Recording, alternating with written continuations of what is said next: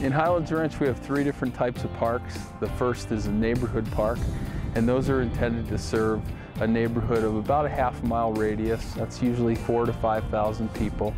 They have things like open play fields, playgrounds, shelters, restrooms. They're connected to the rest of our trail system and open space and have parking areas. The second type of park we have are community parks. As the name implies, they're really intended to serve the entire community. They're 50 to 75 acres in size, have a variety of different types of facilities, sports fields, some have lighted sports fields, larger group picnic areas, larger playground areas. Again, they're connected to the rest of the park and open space system with trails. They also have restrooms and extensive parking areas.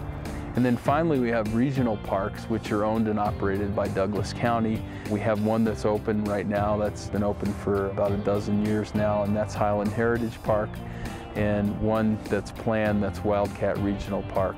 And they're really intended to serve an area that includes Highlands Ranch as well as some other surrounding communities.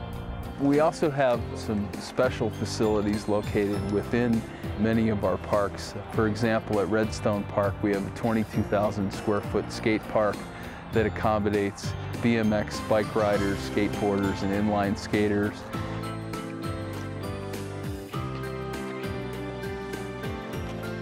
At the Tanks Park at Broadway and Wildcat Reserve Parkway, we have an inline hockey rink on one water storage tank, and then on top of another water storage tank, we have some skate ramps, again, for inline skateboarders and BMX cyclists. In addition, we've got 3 dog off-leash areas that allow dog owners to exercise their pets off-leash.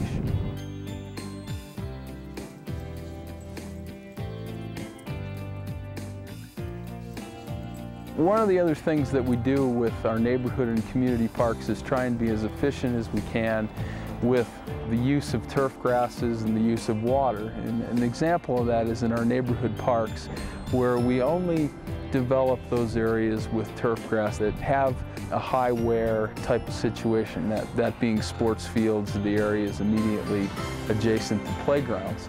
And now we're doing the buffer areas between adjacent residential and the park in native treatment, and that saves on construction costs, it saves on maintenance costs, and certainly saves on water use.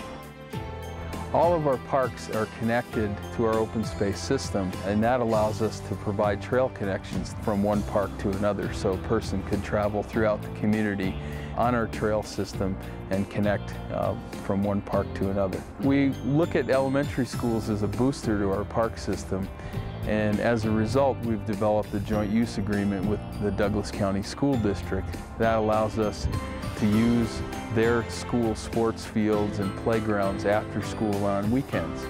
And the way that works is we actually schedule those facilities after school and on weekends and provide additional maintenance on those facilities.